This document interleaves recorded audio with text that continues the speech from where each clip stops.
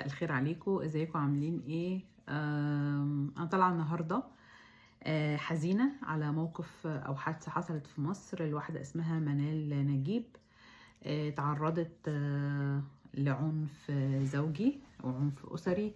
ادت ان هي فقدت حياتها، تم ضربها حتى الموت.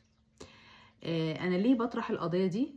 لان انا في القناه اتكلمت كتير جدا جدا جدا قبل كده على موضوع قوانين الطلاق المدني والطلاق الكنسي والقوانين المدنية في مصر، واتكلمت عن الزواج والطلاق، وليه البلد سايبة ملف زي ده خطير في ايد الكنيسة، ليه مفيش حقوق مدنية، نظرة المجتمع. اتكلمت كتير جدا.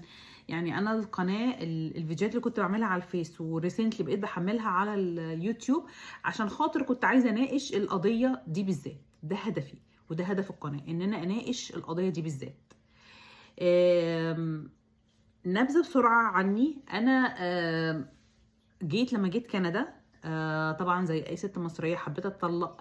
لجأت للكنيسه هنا، وطبعا لقيت الكهنه مش بيهتموا، وانا حكيت قبل كده على الموضوع ده. فلما لقيت ان الحوار دخل في كده، وواحد من الكهنه الكبار يعني قال انت جايه تعملي لنا ثوره هنا ولا ايه، فقلت خلاص ستوب. هو انا جيت كندا وربنا اوجد لي مخرج يعني، وجد لي باب وبلد جديده عشان ارجع يعني اعمل زي الناس اللي عايشه في مصر واللي ما عندهمش قوانين مدنيه وما عندهمش حقوق مدنيه، وارجع التجئ تاني للكنيسه. فانا ولا فتحت ملف في الكنيسه. انا ليه بتكلم في الكلام ده؟ لان في ناس بعد قضيه الطفل ياسين اتهموني بان انا عندي مشاكل شخصيه مع الكنيسه، عشان الكنيسه ما رضتش تطلقني يا عيني، وان هم حرموني من دخول الكنيسه. فانا بطلع عقدي الشخصيه والانتقام الرهيب في قضيه ياسين بان انا كنت بهاجم الكنيسه. احب اقول لكم ان كنتوا يعني 0% تفكير. مفيش اي تفكير، مفيش اي بعد نظر، مفيش اي رؤيه. فوجئت في ناس صراحه من اللي هاجمتني. انا كنت متخيله بعض الاسامي، للاسف انا صدمت فيهم، لان هم يعني بيقولوا او بيدعوا ان هم ذو فكر ورؤيه وعندهم فولورز، وبيكتبوا بقى حاجات فظيعه وبيتكلموا في السياسه وفي الادب. فانا فوجئت ان الناس دي فعلا بتيجي عند نقط معينه ومخها قد كده، وما عندهاش اي يعني سعه تفكير او اي راي. فانا كان عندي بعد نظر الحمد لله ورؤيه، لان انا مريت بظروف وشفت يعني زي ما بيقولوا من قلب المطبخ، شفت ايه اللي بيحصل. بس انا الحمد لله ربنا اداني زي كده بصيره، ان انا قلت بدام ربنا اداني فرصه جديده، وان انا جيت بلد جديده والكنايس كتير جدا، وعندي دوله وعندي قانون وعندي محكمه، وان انا اقدر اخش وامثل نفسي. يعني هنا في كندا انا كنت لان المحامين بيبقوا غاليين، لو انت دخلك قليل الحكومه بتديك حاجه اسمها ليجال ايد، يعني بتديك محامي على حساب البلد يقدر ان هو يتكلم عنك ويخش محكمه. ده حاجه تانية، انت ممكن تروح تمثل نفسك. يعني انا جات لي فتره من الفترات كنت بمثل نفسي قدام المحكمه، واتكلم المحكمه واحجز بتاع، وقفت قدام القاضي وعملت افادف ورحت وفيلت، وكنت بعمل شغل محامي، وقفت قدام القاضي. والقاضي مش معنى ان انا سيلف ريبريزنتيف ان انا ما يسمعنيش، كان بيسمعني كويس جدا، لدرجه ان في جوله من الجولات كسبتها قدام محامي، يعني كنت انا سيلف ريبريزنتيف. فكنت يعني انا بمثل نفسي. فهي دي النقطه، ان وجود دوله بتحمي الشخص، بتحمي الانسان، بيحمي الضعيف. الست والطفل دول ضعفة. انت لما تجيب راجل وست وطفل، اضعف ناس في المجتمع الطفل وبعد ده الست، يعني ده طبيعي في اي مجتمع. فلما تبقى في دولة عادلة دايما بتنصف الطرف الضعيف، توجد قوانين لحماية الطرف الضعيف. عشان كده انا لما جيت اتكلمت عن طفل ياسين لانه طفل، فالطفل ده طرف ضعيف. بتكلم النهارده عن حكاية منال نجيب لان هي طرف ضعيف. ده الهدف من الحكايه بتاعتي. فانا ولا فتحت ملف في الكنيسه، الطرف التاني هو اللي فتح ملف في الكنيسه. انا ولا رحت اتحايلت عليهم ولا بوست ايديهم ولا قلت لهم ادوني طلاق كنسي، لان انا بيني وبين نفسي حتى ما كنتش، مش هقرر لما جيت اتجوز تاني، مش هقرر نفس الغلطه واروح اتجوز في الكنيسه المصريه عشان احط صباعي تحت ضرسهم تاني، لان انا شفت هما بيعملوا ايه في الستات. لو راجل عايز يطلق بتاخد الست التصريح في اسبوع ولا في 10 ايام، لان هو قرر ان هو يطلق، لانه قرر ان هو مش عايزها. وانا شفت حالات كتيره كده. لكن لو الراجل مش عايز يطلق والست ماسكه عليه بلاوي، مش بيطلقوها بسهوله، ولازم تقعد تعيط وتبوس ايديهم وحاجات كده كتير. ماشي. فانا مش بتكلم على سوء معامله، انا بتكلم على بلاوي اللي المفروض الانجيل بيدي طلاق للبلاوي دي. منال نجيب باختصار هي ست مصريه مسيحيه، متجوزه، عندها 4 عيال، كانت بتصرف هي على البيت، وشايله البيت. قعدت تتضرب لمده 20 سنه، 20 سنه بتتضرب، وفي الاخر اخر علقه ماتت وهي بتتضرب. في شقين هنا بنتكلم فيهم، او يمكن اكتر من شقين. اول شق رد فعل الكنيسه بتاعتها، ورد فعل اسرتها، ورد فعل المجتمع اللي حواليها. محدش فيهم نصرها، محدش فيهم نصرها. محدش يجي يقول لي ان في حد فيهم راح قال لها سيبيه واحنا هنساعدك وهتطلقي وهتعيشي بعيد عنه في امان، وهي ما سمعتش الكلام وصممت تقعد مع زوج بيضربها وبيهنها.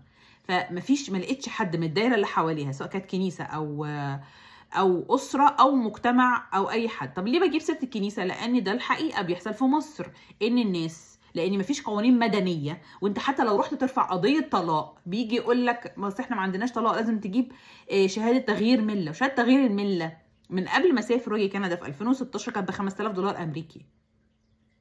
لما تروحي انت الكاتدرائيه وتفتحي ملف طلاق بقى، ولما يرضوا عنك، ده اذا رضيوا، يدوها لك مش عارفه ب 1000 جنيه مصري.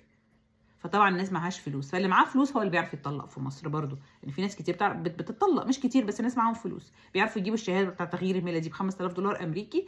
اضربوا بقى دلوقتي الدولار بقى بكام، ويجيبوا محامي كده معروف وبيقف انا غيرت مله ودي شهاده تغيير المله، وبيبتدي ان هو يخلعها او يطلعها. ده اللي بيحصل. ماشي. او حد واصل فبيدوا له الشهاده دي بسعر منخفض من الكاتدرائيه. دي الحقيقه اللي مش هنقدر ننكرها، لان القانون في مصر حتى الان مش بيتيح طلاق غير لحاله تغيير المله، ولازم تكون شهاده معترف بيها، وشهاده تكون اصليه، مش يعني. فانا نفسي اعرف ايه علاقه ان انا عايزه اتطلق بان انا طائفتي ايه؟ يعني انا ايه علاقه ليه المحكمه ما تطلقنيش وانا ارثوذكس؟ ليه؟ هو انا هروح اطلب من الكنيسه، هي المحكمه هتفرض على الكنيسه انها تجوزني بعد كده؟ هو حكم الطلاق ده متصل بحكم زواج تاني؟ ملوش علاقه. حكم الطلاق ده بيترتب عليه ان هي ممكن تاخد نفقه، تاخد الحضانه، تاخد البيت اللي هي قاعده فيه لو اطفالها لغايه 15 سنه، تاخد حقوقها بقى زي ما اي ست مصريه مفروض من حقها ان هي تروح تطالب بحقها. فانتوا ليه بتعملوا الفرق ده؟ ليه بتعملوا الفرق ده؟ طيب الزوج اخد 7 سنين، يعني قعد يضرب في مراته 20 سنه، واخر علقه صورها فظيعه على الانترنت، قعد يضرب فيها 7 سنين، واخر علقه هي ماتت واخد 7 سنين. طيب ما شفناش ليه الاسقف بتاعها طلع وقال في عوار في القضاء المصري، وازاي بنتنا تتضرب لغايه الموت وجوزها بس ياخد 7 سنين، زي ما الانبا بولا عمل في قصه الطفل ياسين لما قالك الراجل البار الفاضل ازاي ياخد 25 سنه وفي عوار في القضاء المصري. فين الاسقف بتاعها؟ ما طلعش اتكلم ليه؟ مش الانبا بولا ده هو اللي ماسك برضو ملفات الطلاق في الكاتدرائيه؟ مش انا قلت لكم كده في الفيديو بتاعه، والناس طلعت هبشت فيا زي الضباع ومحدش صدقني وقالوا ان انا بقول اي كلام؟ ما اتكلموش ليه وقالوا في عوار في القضاء المصري وفي الاحكام المصريه، وازاي واحد ياخد 7 سنين في ان يضرب مراته لغايه القتل؟ ليه ما طلعش قال اتحدى كل المحامين دلوقتي يجوا، والمحامي بتاع الكنيسه اللي اسمه مش عارفه مكرم جبرائيل ولا اسمه ايه طلع واتكلم وقال لك انا هتبنى حاله الست زي ما قال لك انا هتبنى حاله الراجل الفاضل واجيب حقها؟ ازاي واحده تموت وهي وجوزها ياخد بس 7 سنين؟ فين العدل؟ فين العدل؟ انتوا طلعتوا قلتوا اصل انتي بتهاجميهم. انا بهاجمهم لان هم بييجوا على الضعيف، بييجوا على الضعيف، وهم واخدين كامل الحريه لان الدوله سامحه بكده، لان الدوله المصريه سامحه بكده ان هم يعملوا اللي هم عايزينه. ولو الست دي حبت ان هي تطلق، ما ده مش حاجه غير انها تعمل تغير دين. ما انت لا تغيري مله معاكي $5000 امريكي وتجيبي شهاده تغيير المله، وانت وحظك كمان ممكن يطلع لك قاضي مش واخد تعليمات ان هو ما يطلقكيش او ما يطلقش مسيحيين، فما يطلقكيش حتى لو جبتي شهاده تغيير المله. لم يرتاح قلبه. ما هو في حاجات كده في القوانين. او انك انت تغيري دين. طب انت لو غيرتي دين بقى هيعملوا فيكي ايه؟ بنتنا اتخطفت، الحقوها، هاتوها، ده طلعت في فيديو، ده حد خدرها، ده حد نيمها، ده حد خطفها، ده حد ضحك على عقلها، هاتوها. ويجيبوها بقى ويدوها لجوزها بقى ايه يعني كده تصريح، خد بقى اعمل فيها اللي انت عايزه بقى، خدها بقى، يلا يلا خد فيها اعمل اللي انت عايزه. ده حال الستات المسيحيات في مصر. طب الناس بقى الاباط العظماء، الناس اللي عندهم اقلام بقى وقعدوا يسنوا اقلامهم عليا ويهاجموني، ما شفتش حد فيهم الناس الافاضل دي عملوا فيديو يعني يتكلم عن الست دي وان هي ضحيه. ما حدش فيهم اتكلم يعني. غريبه، ما سمعناش صوت حد، ما حدش قال اي حاجه، ما حدش قال ازاي سابوها كده. فالكل ست بتتضرب في البيت وبتتهان. امشي واخرجي وانفدي بحياتك، مالكيش دعوه باسرتك هتقولك ايه، مالكيش دعوه بالكاهن يقولك استحملي يا حبيبتي وصليبك وكده. ما بيجيش يتضرب مكانك، مع كل الاحترام، ما بياخدش كل علقه وعلقه مكانك، ماشي؟ وانتي نايمه على المخده بالليل وبتعيطي ودموعك على خدك، محدش بيجي يمسحها من على خدك. سيبك من كلام الناس، سيبك من كلام الناس، كسري التوابيت اللي جواكي، مالكيش دعوه بنظره المجتمع. ما تعوليش هم ان عيالك يتجوزوا ولا ما يتجوزوش، ما انتي متي خلاص دلوقتي. الست اللي زي منال دي ما ممكن تقول لك اصل انا لو طلقت ولا معروف عني ان انا انفصلت ما حدش يجي يتجوز عيالي. هو انت دلوقتي عيالك استنفعوا بيكي؟ عيالك دلوقتي انت نفعتيهم لما قعدتي تستحملي لغايه لما متي؟ بقوا ايتام وابوهم مجرم في السجن. دول الاربعه دول بقى مين هيصرف عليهم ومين هيعولهم؟ حد بقى هيتجوزهم دلوقتي وامهم مقتوله وابوهم اللي قتل امهم؟ ليه مش قادرين تتوقعوا وليه مش قادرين تتخيلوا ان ممكن حالات ضرب توصل للقتل؟ ليه مش قادرين تقبلوا حاجه زي كده؟ وليه ضد ان الست احنا ما عندناش طلاق؟ مين قال ان احنا ما عندناش طلاق؟ ليه انتوا عايزين ترسموا صوره عن السيد المسيح انه كان انسان قاسي القلب للدرجه دي؟ يعني ازاي؟ يعني ازاي انتوا عايزين تحطوا له صوره ان هو كان انسان قاسي جدا لدرجه ان هو الحالات والحاجات اللي زي دي لا مفيش طلاق وتقعدي وسابيك استحملي؟ انتوا ازاي بتقولوا كده؟ ازاي كده بجد؟ يعني على رأي عادل امام انهم يدعون لدين جديد. دول استحاله يكون تعليم مسيح، وده مش الدين المسيحي، ماشي؟ والناس اللي ماشيه وبتتكلم اي كلام انتوا مش مسيحيين. عشان كده انا لما باجي اتكلم ما بقولش عليهم مسيحيين مصر، بقول عليهم اقباط مصر، لاني مش قادره اربط اسمهم باسم المسيح. وحتى في عنوان فيديوهاتي بكتب عليهم اقباط مصر، لان قبطي مش معناها مسيحي، قبطي يعنيها مصري باللغه القبطيه. مصر القديم لانه كان مصر زمان كانت يعني لما قبطي كانوا مسيحيين، عشان كده انا ما بقولش مسيحيين مصر. ف مش شايفه رد فعل.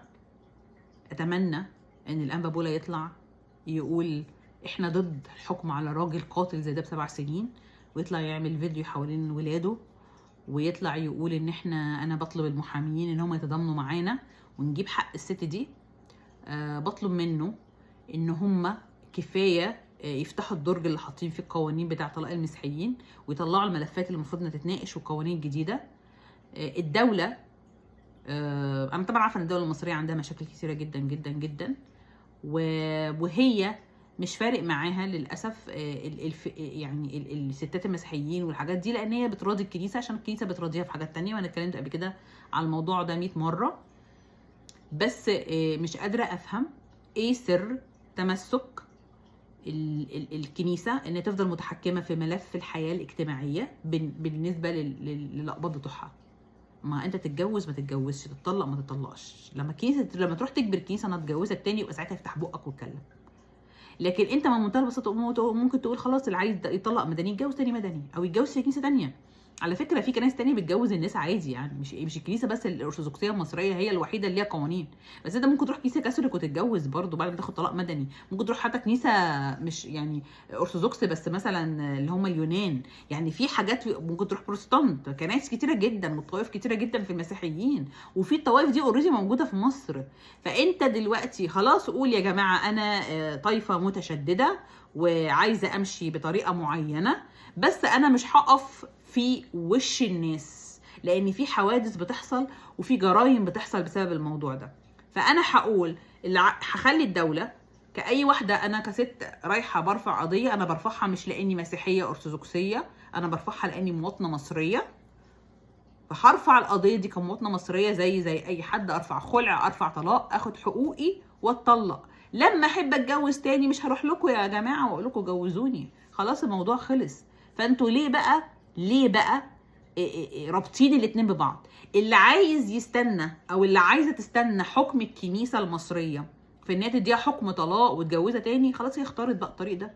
هي عايزه تعذب نفسها، هي عايزه تمشي في الطريق ده تاني، عايزه برضو ترجع وتتجوز تاني. هي فارق معاها كلام الناس، فارق معاها نظره المجتمع، فارق معاها الناس يشوفوها ازاي، عايشه في صوره قديمه وتوابيت قديمه. خلاص الناس اللي زي دي خلاص احنا هنسيبهم، هم دمهم على راسهم، لان انتوا اخترتوا في حاجه زي كده. بس مش كل الناس عايزه الاختيار ايه، في ناس عايزه الاختيار بي، عايزه يبقى عندها قوانين تانية، عايزه تاخد حريتها بطريقه تانية، ومش فارق معانا تتجوز في الكنيسه المصريه تاني. بمنتهى البساطه ما تربطوش الحياه الاجتماعيه والحريات الاجتماعيه بالدين. عشان كده انا بطالب بقوانين مدنيه. قلبي مع عيال المرحومه منال نجيب، زعلانه جدا على اللي حصل لها، زعلانه جدا جدا على اللي حصل لها، مستاءه جدا من الدايره اللي حواليها اللي ما عرفتش تنقذها، اللي ما ادلهاش نصيحه. بوجه رساله لكل واحد اتعرض للعنف ده، ما تستنيش حد يساعدك، انت مش هتفرقي مع حد. في ناس كتير جدا من اللي حواليكي مش عايزين فضايح ومش عايزين كلام ناس ومش عايزين وجع دماغ ومش عايزين يشيلوا مسؤوليتك انت وعيالك.